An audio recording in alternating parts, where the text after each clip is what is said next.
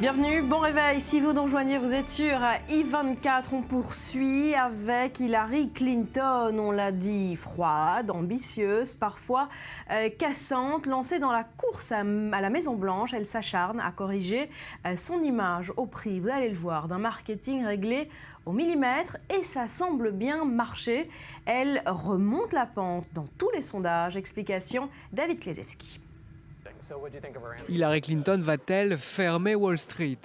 Hypothèse fantaisiste peut-être, mais la question du journaliste correspond à la nouvelle image sociale que la candidate démocrate veut inspirer. Fini le capitalisme triomphant et arrogant. La seule exit qu'Hillary Clinton est fière d'assumer, c'est son ancienne image de femme riche, coupée du peuple, avocate au cœur froid et femme politique qui prend la presse de haut. Sa cible, ce soir-là, l'industrie des banques qui pénalise les classes moyennes et populaires. Il faut se battre contre ce qu'on appelle l'ombre de l'industrie bancaire, les hedge funds. Regardez ce qu'il s'est passé en 2008. AIG, une grosse compagnie d'assurance, Lehman Brothers, une banque d'investissement, ont contribué à faire chuter l'économie. Je veux regarder le problème dans son ensemble. Et dans ce débat, son opposant, le sénateur Bernie Sanders, ne s'y est pas trompé. Il attaque Clinton là où ça fait mal et lui reproche de faire campagne avec l'argent des puissants. Je n'ai jamais entendu un candidat, jamais, qui a reçu autant d'argent des compagnies pétrolières, du charbon, de Wall Street, du complexe militaro-industriel. Aucun candidat à dire « Oh, ces contributions ne vont pas m'influencer, je vais être indépendant ». Alors pourquoi donner des millions de dollars pour financer une campagne? Ils attendent bien quelque chose en retour, tout le monde le sait. Si les Américains jugent Hillary Clinton intelligente, les sondages montrent que seule une minorité d'entre eux l'estime honnête et digne de confiance.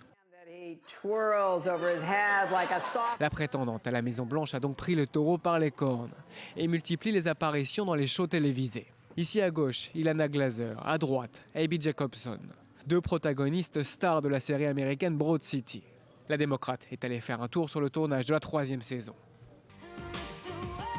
Le contact avec Hillary Clinton se veut désormais bien plus chaleureux.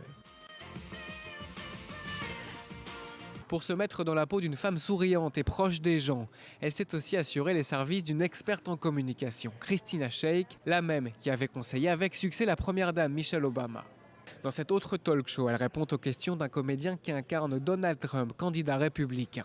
Dialogue humoristique fictif qui pourrait peut-être avoir lieu en 2016, quelques semaines avant les présidentielles, et sur un ton un peu plus crispé.